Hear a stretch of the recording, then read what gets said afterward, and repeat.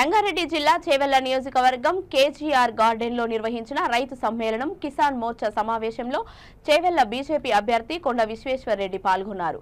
ఈ కార్యక్రమంలో ఆయన మాట్లాడుతూ బీజేపీ పార్టీ ప్రచారంతో పాటు ఇతర పార్టీల నుంచి అభ్యర్థులను చేర్చుకోవడంలో స్పీడ్ అందుకున్నానని అన్నారు।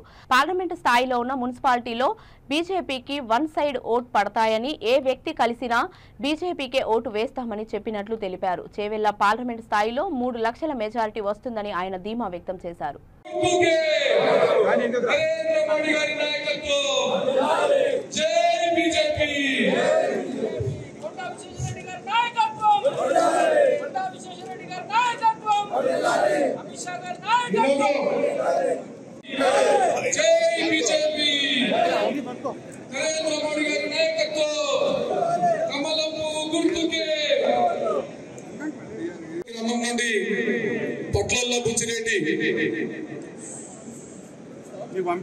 పట్లల్లో బుచ్చిరెడ్డి నామా మానయ్య, పట్లల్లో సుధాకర్ రెడ్డి, పట్లల్లో రాజవర్ధన్ రెడ్డి, పి చంద్రకాంత్ రెడ్డి, నామా శ్రీనాథ్, కొంపల్లి సుబుద్ధి రెడ్డి, వడ్ల నర్సింహులు, జైపాల్ రెడ్డి, వడ్ల వెంకటేష్, వడ్ల బుచ్చయ్య, ఉక్కు మల్లేష్, దండు సుధాకర్, నామా శ్రీకాంత్, పెంచగూడ గ్రామస్తులు పైకి రావాల్సిందిగా కోరుతున్నాను।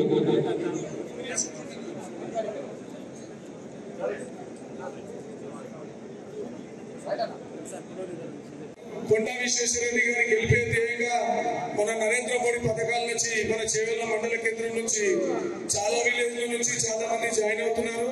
అదేవిధంగా మన గణపూర్ విలేజ్ నుంచి తిప్పని నీలారెడ్డి అన్న సమక్షంలో దాదాపుగా 50 మంది టిఆర్ఎస్ నుంచి కాంగ్రెస్ నుంచి ఈ రోజు భారతీయ జనతా పార్టీలో జాయిన్ అవడం జరుగుతుంది। నీలారెడ్డి అన్న సమక్షంలో దాదాపుగా 50 మంది ఈరోజు జాయిన్ అవడం జరుగుతుంది। వారి పేర్లు వెంకటయ్య గారు, ఎం రాజు, యాదయ్య, జంగయ్య, చంద్రయ్య, పి రవి, రాంబాబు, సురేష్, మహేందర్, శ్రీను, శేఖర్ చిన్న, అయితే అప్పుడేమైతుందంటే ఎవరికి ఉచితంగా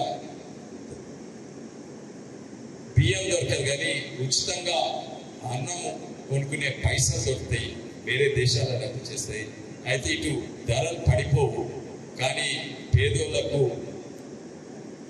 ధాన్యం కొనుక్కుంటేందుకు పైసలు వస్తాయి। ఇవన్నీ కూడా ఈ 3 చట్టాలలో ఉన్నాయి। అయితే నిజంగానే రైతులకు పేదలకు ఆదుకునే చట్టాలు ఇవన్నీ ఉన్నాయి। ఇవే కాక వాళ్ళు చాలా రీసెర్చ్ చేస్తారు। నేను కూడా ఎన్నోసార్లు వాళ్ళతో మాట్లాడినాను। కానీ ముఖ్యంగా మెట్ట పంటలు ఇవాళ రేపు మెట్ట పంటలే విలువైనవి। ఎందుకంటే ఈ వెనుకట సజ్జలు, కొర్రలు, గోధుమలు ఇవన్నీ పేదోళ్ళు తినేది, కానీ వీటి విలువనే ఎక్కువైంది।